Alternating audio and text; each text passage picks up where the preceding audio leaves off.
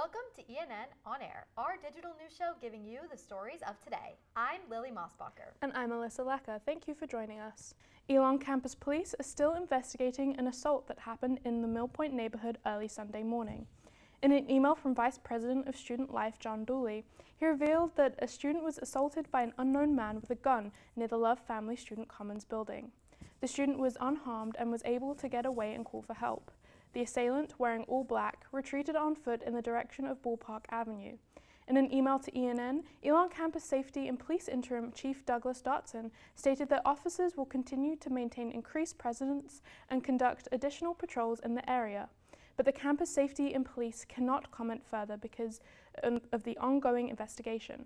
Elon News Network will continue to cover the story as more information is released. For the first time in 4 years, the national average for gas reached $4 a gallon. Here in Elon, people are reacting to the prices at the pump.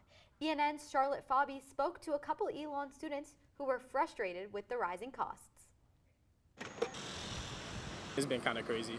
High gas prices and shock at the pump, sounding a lot like this. Oh my, all right, we gotta stop it, we gotta stop it. You've seen enough. Gas prices in North Carolina are still below the national average, but creeping closer to $4 a gallon. Comparatively, it's not as bad as it is in other places, but I'm not paying gas in other places, so I still care about it. The global price for oil is rising, sparked by the war in Iran. The U.S. gets most of its oil domestically, but Elon economics professor Brandon Sheridan says oil is a global market. When you choke off 30% of the world's supply, that is going to lead to a rise in all prices, regardless of if you get oil from the Middle East or not. One of the most common cars in North Carolina is a Honda CR-V. A year ago today, it would cost this driver $41 to fill up from empty. Today, it's $55 total. You should expect the prices to stay elevated for some time. As prices go up, frustration is building. I work 2 on-campus jobs, so it's annoying to have to be stressed about this every time I want to go drive somewhere. Charlotte Fabi, ENN Tonight. The price for regular gas in North Carolina is still under $4. Here are your latest prices at the pump. The American Automobile Association, or AAA, tracks gas prices nationwide. Today's national average for regular gas is $4.16 a gallon. The highest recorded average gas price in North Carolina was recorded back in June 2022 at $4.67 a gallon. Artificial intelligence is expanding on Elon's campus, one AI poster competition at a time. But not everyone is on board. ENN's Angelina Fantaroni has more on the university's first AI poster contest and how students are responding. Elon sophomore Jesse Price was scrolling through Instagram when something caught his attention. I click on the post and I see that it's an AI poster competition with a $650 cash prize. Several comments on the Instagram post state things like these, not enjoying the competition announcement. The Elon School of Communications, along with both the Love School of Business and Elon AI, hosted the event. Before the competition, students attended a workshop exploring how AI can support creativity. Elon senior Annie Gozen says she understands both sides of the debate. I'm here to learn and just want to see more so like how I'm up against AI and how I can better refine my skills so I can avoid using it in the future or use it to my advantage. For the competition, students created posters using both AI and non-AI elements and explained how AI contributed to their process. They had 2.5 hours to complete a prompt advertising red Solo cups. During the event, Elon Jr. Cameron Banks protested, setting up a poster for others to draw on if they also opposed AI. When I saw it get posted, I was pretty upset about it. I saw that all my peers were, so I wanted to do something that was very peaceful and civil and just encourage handmade art by students. The competition ended with an award ceremony. The Judge's Choice Award went to Elon freshman Lorenzo Ribadenera. I thought it was a good, practice of my skills in AI. I like using AI every single day, and it's a great tool, and it being taken advantage of in a competition like this, I think is great. Ribadenera, who owns a wakeboard clothing brand called Stoke, says the competition helped him build skills he can apply to his business. In total, 18 posters were submitted. Organizers say they will be displayed on campus in the coming weeks. Angelina Fantaroni, ENN Tonight. Other awards at the ceremony included first, second, third, and fan favorite. While we've been seeing a bit more of a chill this week, we are seeing one sign of spring here in Elon, the farmers market. While walking through the Elon Farmers Market every Thursday afternoon, you may notice beans and sprouts as well as plant and produce vendors. And when you hear of rising prices, you might think of things like inflation and gas prices, like we talked about earlier. But what you might not think of is something that you may drink every day, like coffee. The market's coffee stand is run by Frank Newsom and his wife as their retirement gig.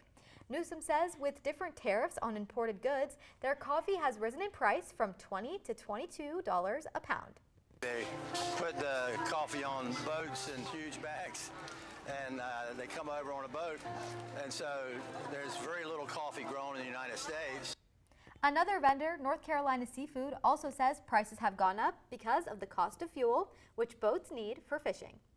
The Elon University women's lacrosse team face William and Mary at home for their senior day on Saturday.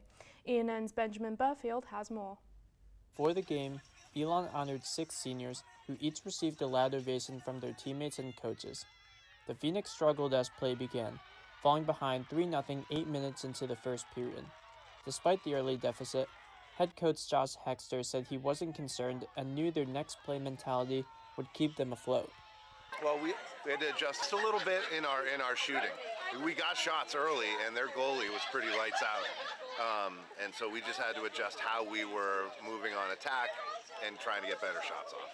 The Phoenix were able to turn things around thanks to their physical play on offense. They drew multiple fouls on the Tribe, which set them up for free position shots that sparked an 8-0 run. The defense was just as impactful, holding the Tribe to just 6 shots in the final 3 quarters after allowing 5 in the first. Freshman attacker Lizzie Scalzo, who scored 2 goals, said it was a great feeling to win for the seniors. It means everything. They're actually like the best leaders, and I love them so much, and I want to help the team. It's such a blessing that they trust me to be on the team with them, and I want to do everything I can to get them far in the season. Elon rode this momentum on their way to a 9-4 victory for their 6th win of the season. Benjamin Burfield, ENN Tonight. The Phoenix's next game is away at Campbell University tomorrow. While many see toy cars as a typical childhood memory, one Elon program is turning them into a tool for independence. ENN's Emma Luckman has a story on how a big red button is changing the world for local children. Henry Manning is like any other 4-year-old. He's got a brand new set of wheels and a real need for speed. But this isn't just a toy. For Henry, who has spent most of his life in a heavy-gauge trainer, this is the first time he's ever moved entirely on his own. The world is not made to adapt to their needs, and so to have a student community like this where engineering students and physical therapy students are coming together to provide toys for children that are adaptable and usable, there's so much power in play. Henry was one of the attendees at Go Baby Go, where Elon engineering and physical therapy students spent their Saturday morning rewiring cars and replacing foot pedals with accessible buttons. For a lot of kids, receiving this car is going to be the first time that they've had autonomy over their own movement, and this will be a really impactful experience. While some students call it a project, for Henry and 5 other local families, it's a Saturday they won't soon forget. This is therapy, but it's play, and that is priceless. Emma Luckman, ENN Tonight. Organizers say they've already had more families reach out, and they hope to make the Adaptive Driving Day an annual tradition at Elon. Well, that's all we have for you this evening. Thanks again for watching ENN On Air. For all the news you need to know when we're not on air, visit our website elonnewsnetwork.com.